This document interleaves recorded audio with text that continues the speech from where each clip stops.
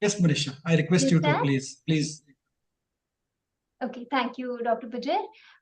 So good afternoon, everyone. And on behalf of IG Idea, I welcome you to this webinar on intellectual property rights. I welcome the students, faculty members of IG Idea, other members who are joining us from other institutes. I welcome Ms. Anubha Sinha, who will be giving us the talk on this. So the topic today is generative AI and copyright and issues and challenges within. So we all have been introduced now to generative AI tools such as ChatGPT, and we are started using it in different ways. And this has come up with a series of challenges and issues. For example, people are talking about the questions on creativity, authorship, ownership of the product that is generated using generative AI tools. So this is kind of pushing the boundaries of copyright law, and hence we need to understand how the use of such tools, how should we manage the use of such tools so that we are safeguarding against any intellectual property related risk. Further, we have also seen that with the use of AI generated works, there are infringements and right of use issues, which is about the ownership of AI generated works and questions about unlicensed content in training data used by the tool. So if you're generating anything using using generative AI and it has been trained using something which is an unlicensed content, and then how do you kind of talk about the ownership of that work? So for all of us to understand these concerns and a lot more, we have Ms. Anubha Sinha today with us. So Anubha Sinha is a senior researcher at the Center for Internet and Society, and she's working on the impact of copyright law on access to knowledge with a focus on users' rights. And she also tracks and comments on policy making at international forums such as WTO and WIPO. And Anubha, by training, is a lawyer. So now I invite Ms. Anubha to please take over and take us through this presentation. Thank you so much. Thank you, Manisha. Anubha, now to you. Thank you. I'm just going to share my screen. Let me know if it's...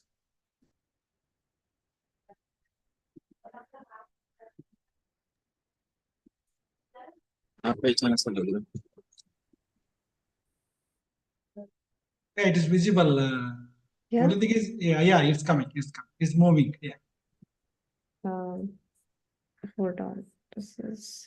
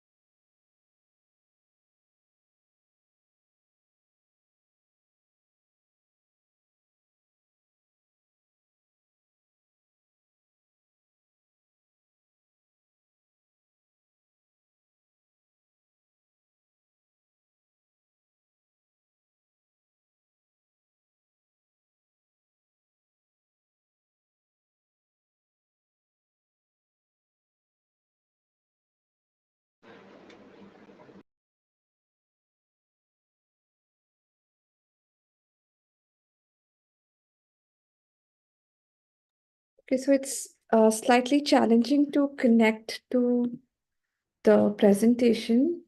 I'll just proceed without it, and I will try to share my screen as and when it gets relevant. These are just... No, No, otherwise, you can do Anubhav. If you want, you can share with us. We'll share it from here. Is that okay?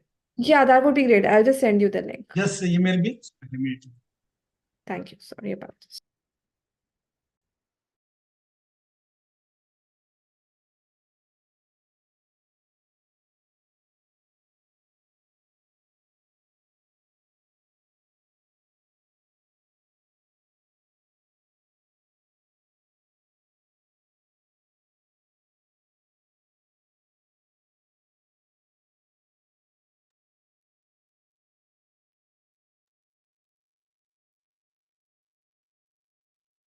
I have shared it with you, Mr. Pujar. Yeah. Let me check.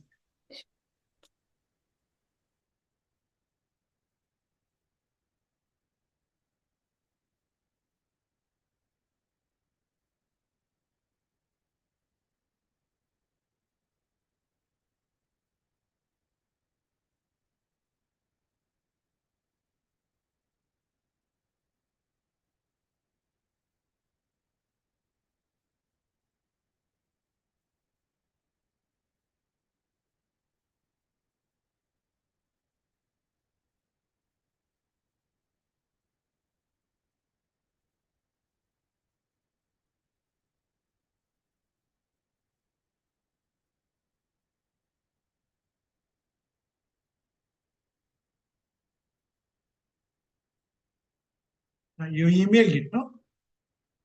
No, I sent you a link here through the chat box. Okay. 1 minute.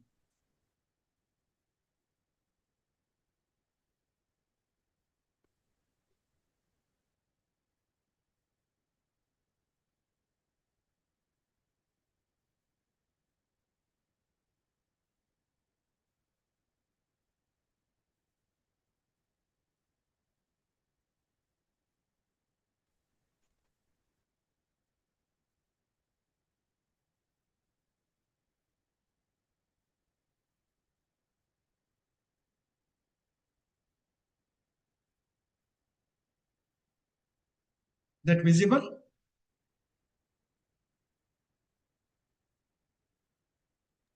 Yes, thank you so much. This is visible, and let's begin. Thanks. So, hello everyone. My name is Anubha Sinha, and I am a researcher at the Center for Internet and Society. CIS is a 15-year-old research organization, and we study digital technologies and internet from a public interest perspective, and we try to contribute to academic discourse and policy making. So the topic we have before us today is quite complex and has thrown up really interesting and serious challenges to copyright law.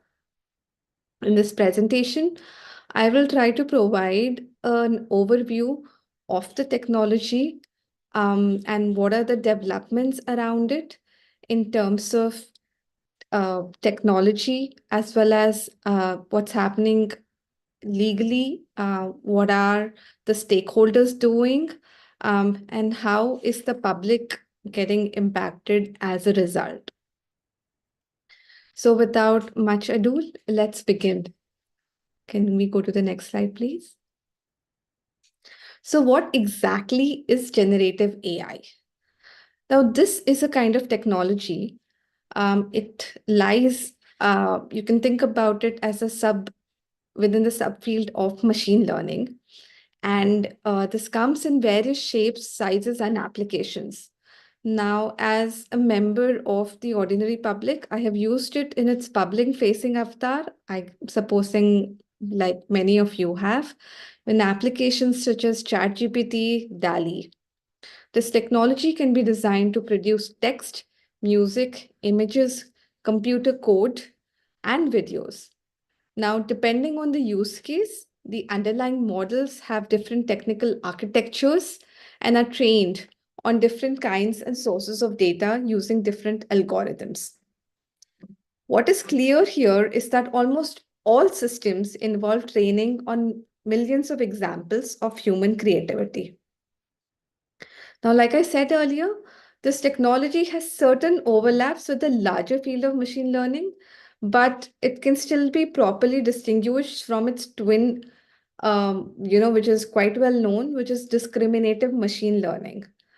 Now, discriminative machine learning is a kind of machine learning which allows the tool to do tasks such as classification. For instance, is this red or is this blue? Or do some kind of a regression analysis. How much would a specific car, the kind of mileage it would give under certain weather conditions. On the other hand, generative AI produces or generates content. Now, since 2017, a couple of technological leaps and modeling which have truly propelled generative AI applications to the next level. These are transformer architecture and diffusion-based models. The transformer architecture is heavily used in large language models, and hence we have the name large language models or LLMs as they are more popularly known. Diffusion-based models are used in image generation models. Now, there are some couple of other features which are worth noting. It is more accurate to think of the generative AI technology as a mix of several models. So we should think of it as one large system. Systems of generative AI that involve text and image data have models that have been scraped, that have been trained on web scraped data sets at a scale that is unprecedented today. These state-of-the-art systems now have billions of connections with millions of parameters. Scraping data from the internet has emerged as a relatively new practice, but has resulted in massive training data sets. Since 2017, we have seen that data sets have grown to this level. Before 2017, data sets were much smaller. It is also said that data sets today are so large that often the developers of these models do not have an accurate way of knowing the contents of the data sets itself fully. So now let's move on for a bit from this technical discussion and check out how copyright has clashed with this technology. And I will return to some of these technical points later. Can we move to the next slide? Thank you. So as you can see, copyright infringement cases are flying in the US and the UK. If you look at the first case, a couple of visual artists have complained about the fact that the AI generators operated by these entities were trained on billions of copyrighted images, and the fact that these entities did not take permission from these artists before using their works to train their models. In the second case, the complaint is about processing millions of images and associated metadata owned by Getty in the UK. Now, Getty said that it actually had licensing options, especially available for technological innovators for purposes relating to training AI systems. And this is something that Stability AI did not seek. In the third case, we see that Anthropic has been accused of infringing on copyrighted song lyrics by copying the text of the lyrics to train their models and allowing their models to generate text that is similar or identical to the copyrighted song lyrics. And the fourth case, and arguably the most high-profile case, probably due to recency bias, but nonetheless, this case that has been filed by the New York Times in December 2023, it has alleged that millions of New York Times articles, which are paywalled, were used to train and develop OpenAI's chatbot. And now this particular ChatGPT chatbot is competing with the news organization as a source of reliable information. The case also alleges that OpenAI's language models mimic the Times style and recite its content verbatim. In all of these cases, the technology companies have defended their use of training data as fair use. Now, fair use is a legal doctrine in copyright law, and I will explain that later. But then let's return to the specific legal questions that have come up as, we in the litigation that we have just sort of gone over. These litigations will take a couple of years to get resolved. Mr. Pujari, if you can go back to the previous slide, yes. But let's just sort of see the questions that, we hope, the courts will provide some sort of answers to. So the kind of legal questions that courts are faced with are, do training models on copyrighted material require a license? Does generative AI output infringe on copyright for the materials on which the model was trained? Does generating work in the style of someone else violate that person's rights? This is in the realm of publicity rights. And there are a couple of other questions as well. You can move on to the next slide. But like I said, those cases are going to take years to get resolved. In the meantime, we are already seeing some publicly reported developments on licensing content from publishers. So now let's see what copyright law says exactly on these issues. What are the principles that apply to this particular fact situation? And then why do we have these legal issues in the first place? Can we move on to the next slide?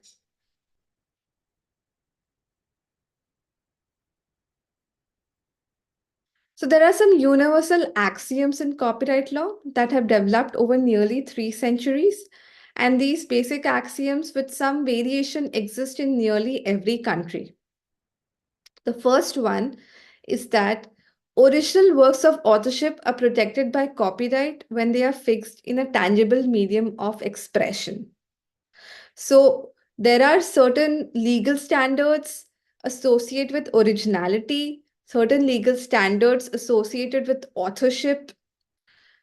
For our purposes, we can think of originality as having a certain standard of creativity.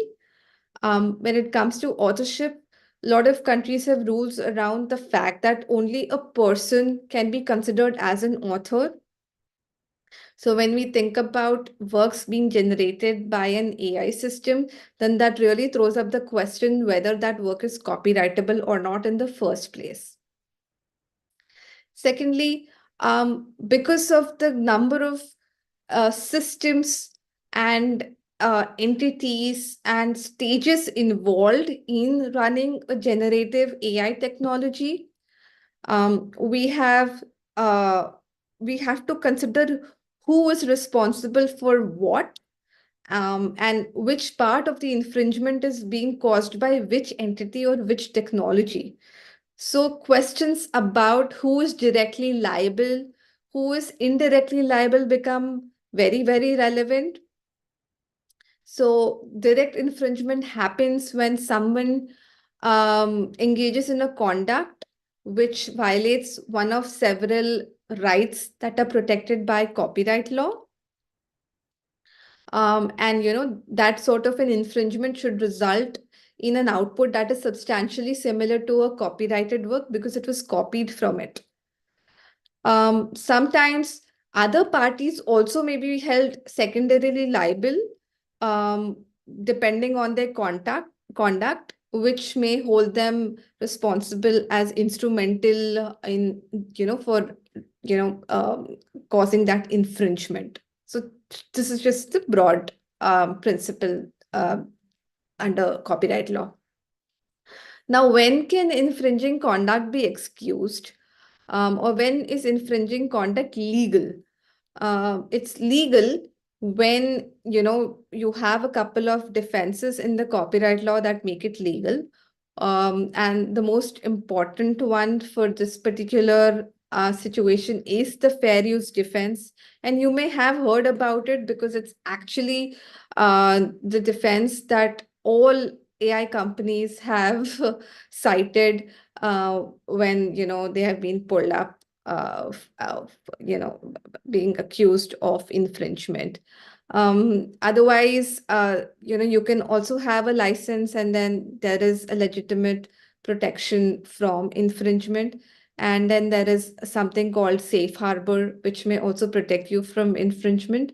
But for our purposes, fair use is the most relevant one. We can move on to the next slide.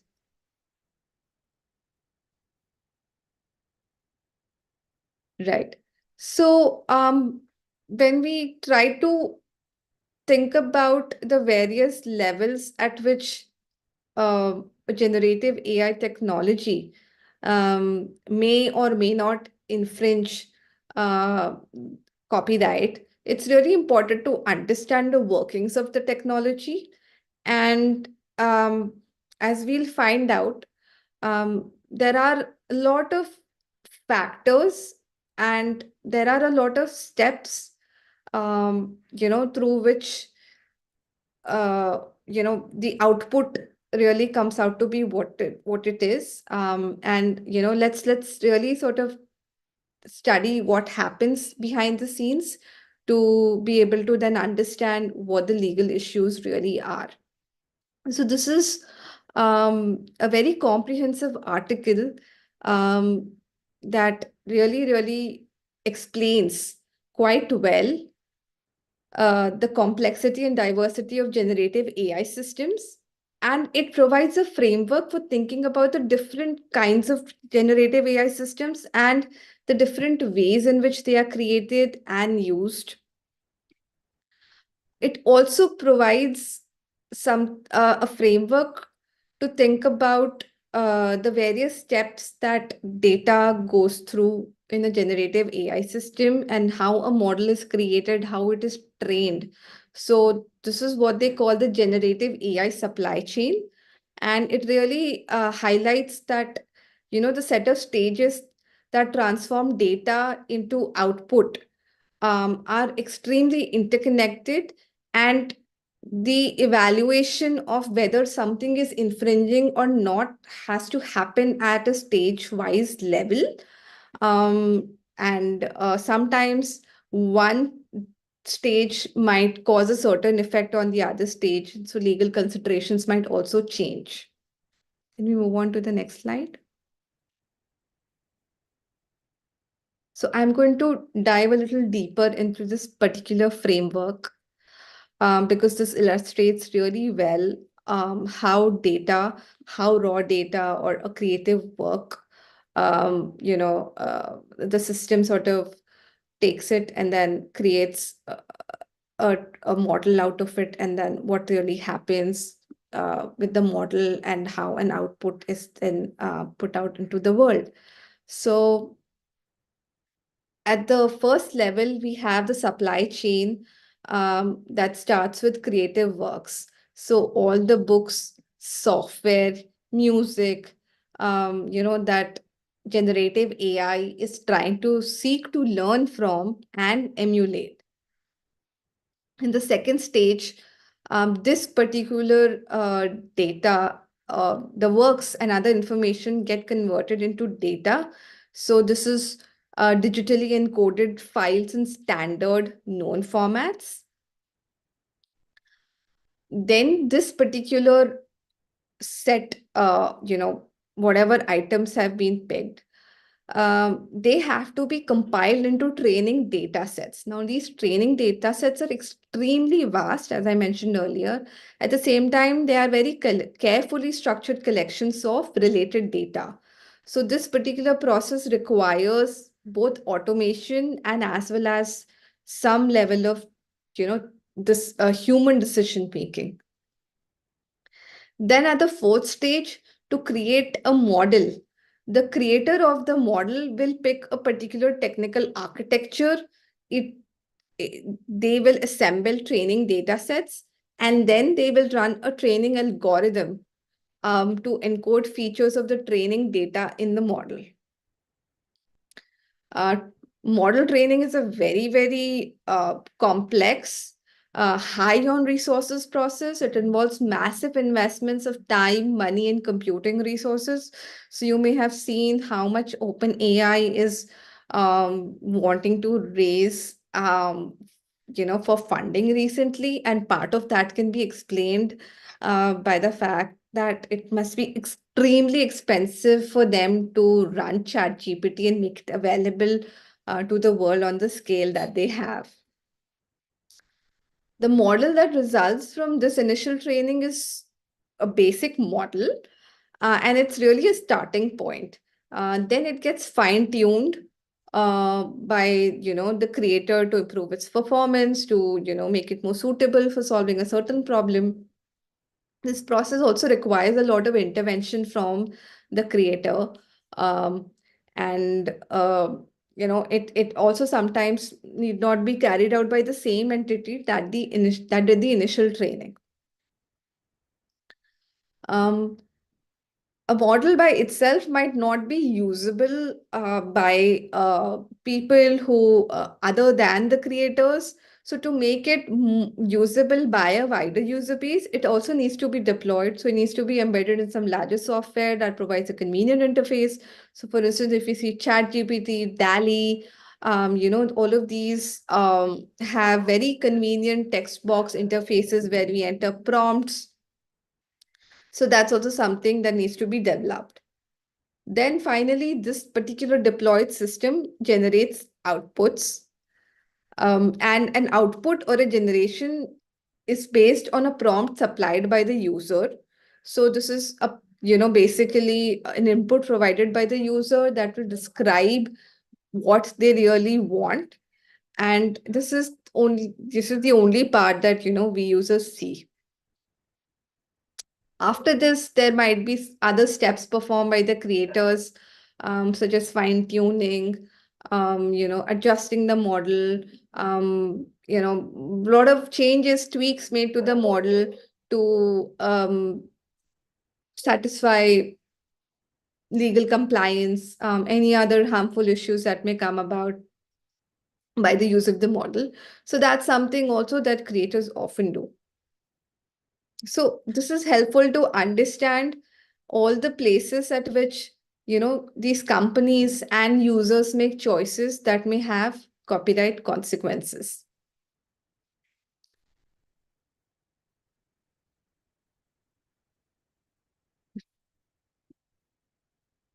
So let me just go a little deeper into the copyright relevance of each of the stage. Now, if you may have, as I described in the couple of case laws that we went over, a lot of the issues are related to the training data set being created without the consent of the artists themselves. But that is not the only issue, we this particular technology is throwing up. It is obviously the one that is probably spoken about the most. But if you look at this framework, we see that there is a data set being created. Now, the data set itself may be copyrightable. Then there are legal considerations about whether the model that gets created, can that be copyright protected as well? And then there are questions about whether something that is generated by this particular model, can that be copyright protected? And finally, what is the extent of the fair use defense that can be provided to these AI companies? And I think it's really important to focus on what are the policy choices that we want to make to achieve certain objectives, because this technology is not designed to only designed to infringe on the works of certain artists or to produce works that are similar to the artist's work. It can also be used to conduct important scientific research. It can be also used to sort of generate new knowledge. So, at the outset, it's really important to think about the bad sort of examples that are coming forth, but also sort of the good uses that, this might be put to use for. Also, when it comes to collecting data and making a training data set and then using that training data set to build a model, it doesn't have to be the case that, the raw files or the data be copyrightable always. So, for instance, if it's just a collection of, audio recording of, birds chirping, and, there's something that a researcher is trying to do with that particular collection. Um, and there is a powerful web application, that allows the researcher to do that. So it's important that something like this be allowed, something like this should be encouraged. So it's really important to think about what the potential uses are, and not just sort of think about this technology in a very sort of only infringement, unnecessarily infringing way. Now, to just go briefly into what fair use defense really is. So, fair use defense is something that was developed in the US.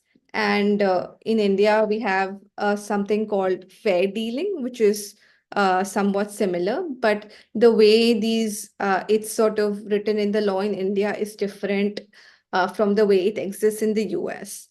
But since almost all of these case laws have been filed in the US, so let me just sort of discuss that.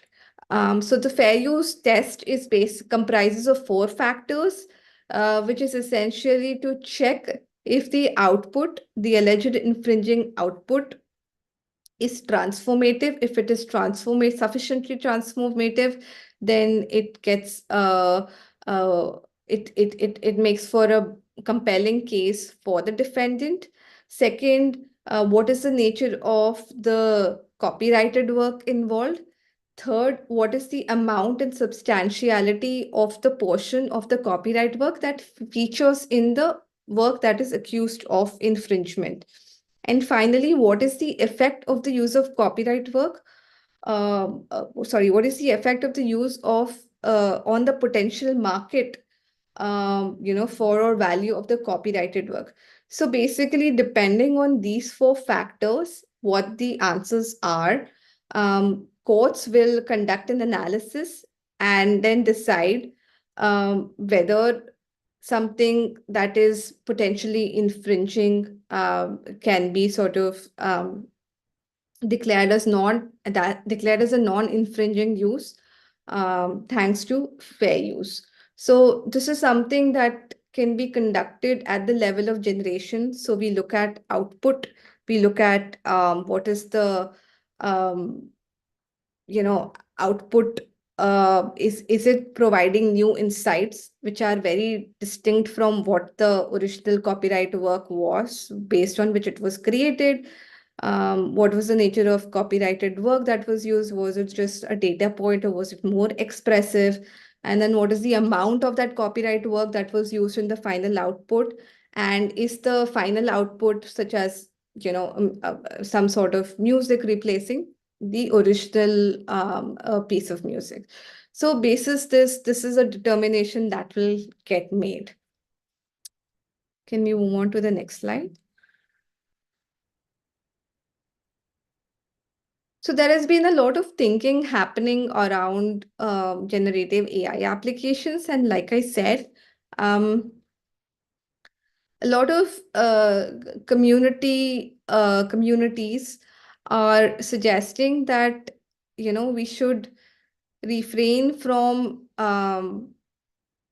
passing a law, or the courts should rule in a the court should refrain from ruling in a manner that does not allow for use of training data in generative AI, because it's really important that people continue to have the ability to study and analyze existing works in order to create new ones. Now, the second point really illustrates the other problems surrounding these technologies. And in fact, recognizing this particular issue of power concentration and the lack of data sets that are created by public investment, the US Federal Trade Commission has launched an investigation. Well, it's not an investigation, but they have requested the top AI developing companies such as OpenAI, Microsoft, Alphabet, Amazon, and Anthropic to provide information on recent investments and partnerships involving generative AI companies and cloud service providers. So to sum up, I think it's really important to keep this in mind that the issue of generative AI technologies infringing copyright requires narrow case specific determinations, and it would not be helpful to create a general rule that deems all of all of the training data used in a generative AI application as infringing. And while copyright may be applicable to a lot of these problems, it might not be the best domain to incentivize appropriate design and use of generative AI applications. So policymakers should not look to the courts necessarily to solve these problems. Policymakers should not necessarily think about tinkering with copyright law, but there are a lot of other options also available to address all the issues emerging from the use of this technology. Finally, I think there is room for a lot more diversity when it comes to understanding the issues that users of generative AI are going through, and more stakeholder voices need to be heard on the use of this technology. And from what I have seen so far, representation from majority world or the global south is acutely missing.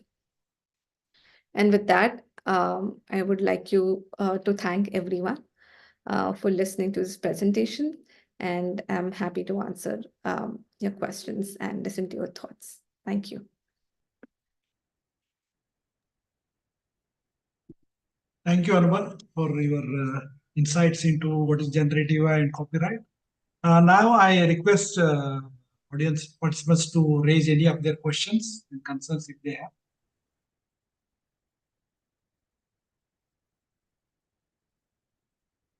Any questions?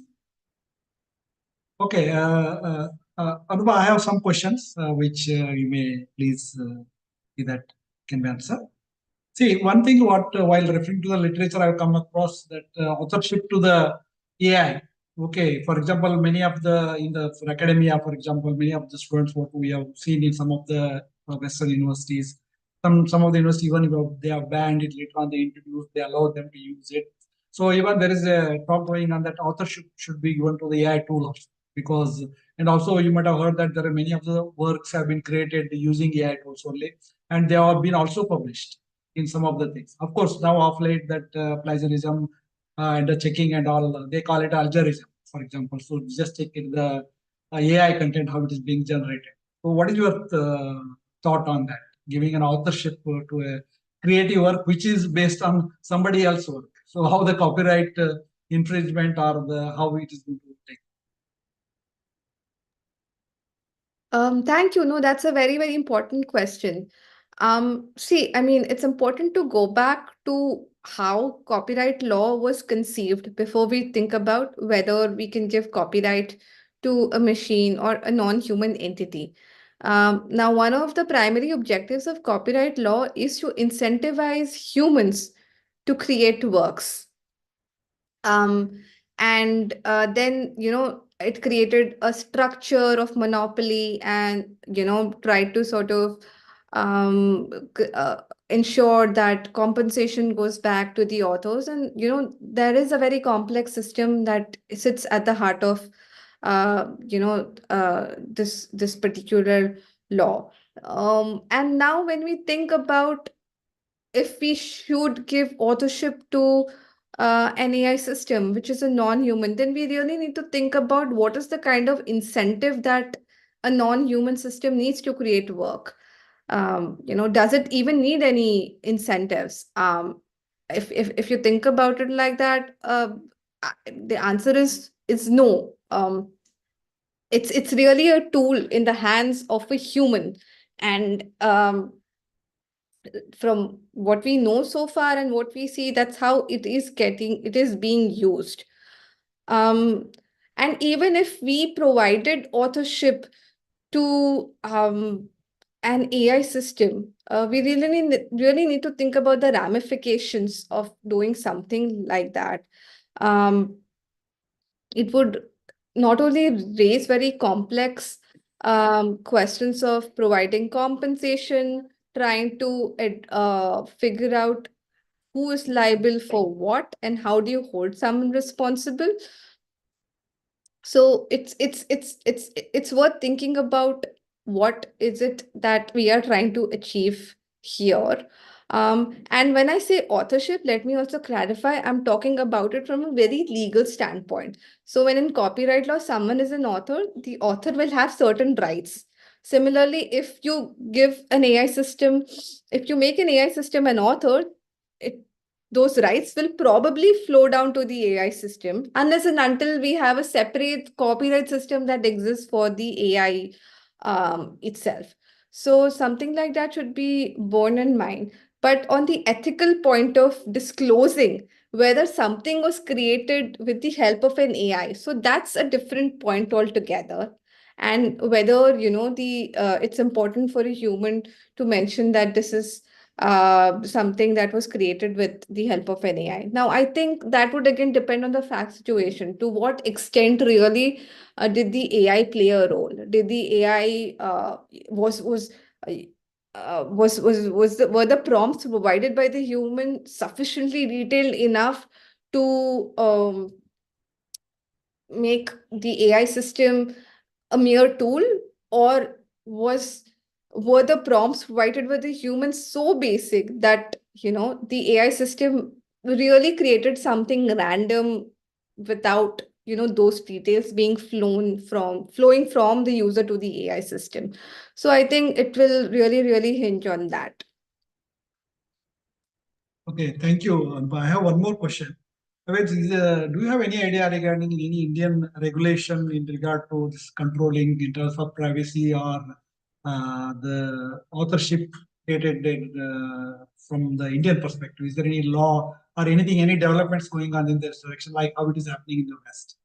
If you have any insights into it, please inform.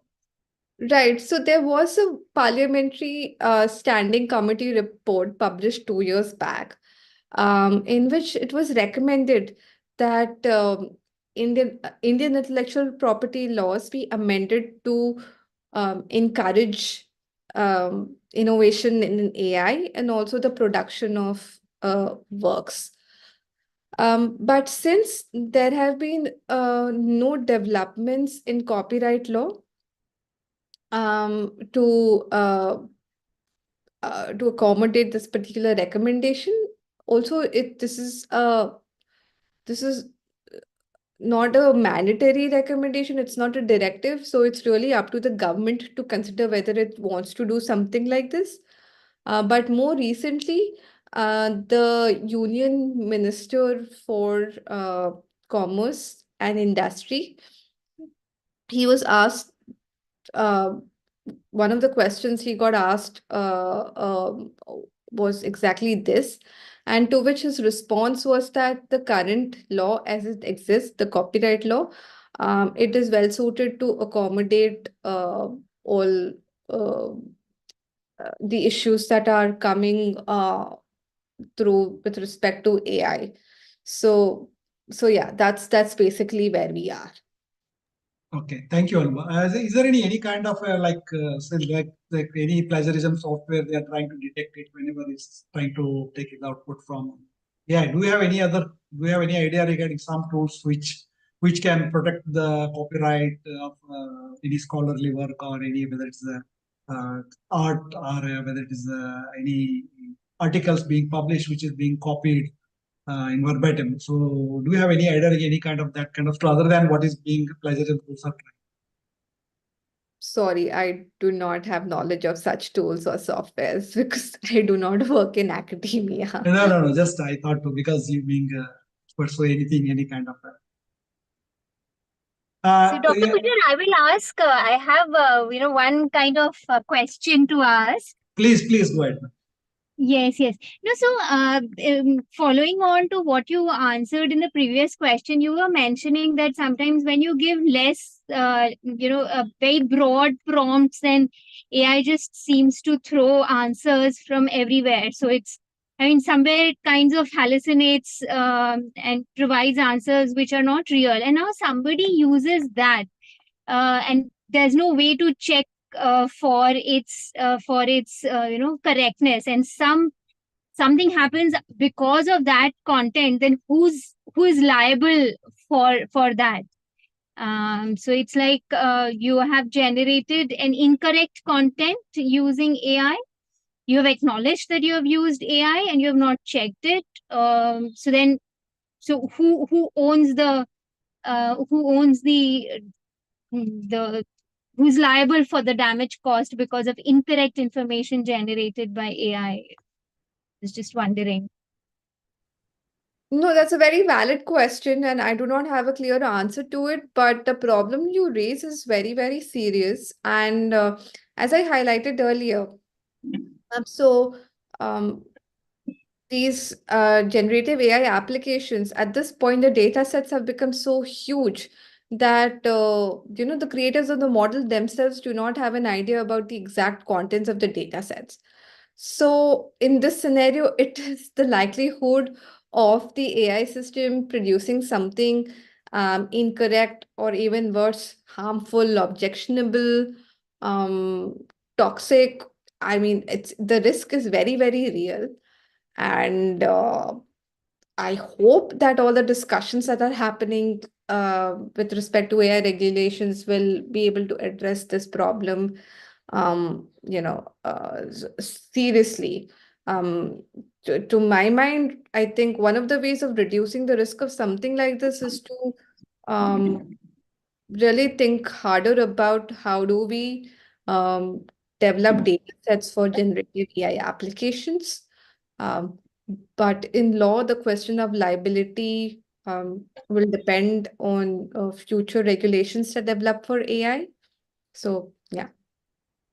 Yeah, so one needs to look into that as well, because nowadays people are talking about you can make anybody talk anything through AI, and if such kind of capability exists with AI, there has to be, and there is no way to find out if at all it is an AI generated content. So it's very uncharted territory that we are moving in, appears to be, and don't know if at all law can even protect us from in this territory. I'm not sure. No, absolutely. I mean, if we're thinking about deepfakes and then how to make sure that um, the person who is probably, at the center of the deepfake is the problem is addressed. And then what about all the people who, were misled by that particular deepfake? It's a very, very pertinent societal problem that we are dealing with. And as of now, we don't have good enough legal tools to address this. But there are certain technical standards, and technology companies are working to minimize the creation of such deepfakes and also detect them in a timely manner. Yeah, I think the thing is what Manisha raised, that verification that what is being received or what we are getting is a very important factor here to identify whether the information or the voice over what she is mentioned, whether it is genuine or not. For example, even in recently they were showing some of these kind of a news clips in the news media, saying that somebody can use their spouse voice and raise a question. Okay, you transfer me this money. I got stuck somewhere. If you just believe in that voice, what phone which is coming, definitely you end up transferring the money to the account what is being given there. If you verify by the same time, it's what the kind of awareness is being created. And also the thing is like that in one of the New York courts, I think, knowing about this case where that one of the lawyer used ChatGPT in order to generate one case reference, and he took it to the court and judge fired him. So from not practicing for this thing, not using the verification of what is being generated by AI tool. So I think unless we do the verification of the content, what is being generated by, especially the scholarly word, what we have found is it gives all hallucinated kind of information, gives the fake references, which really does not exist in reality. So that kind of, unless we verify, cross-verify with what it is providing, I think it's going to be very difficult. That's what this is what I think the solution is. You can add on by if anything. You can. No, I absolutely agree. I mean, we should do the due diligence we can. Is there any questions from the audience? If you have any questions, you are requested to please raise.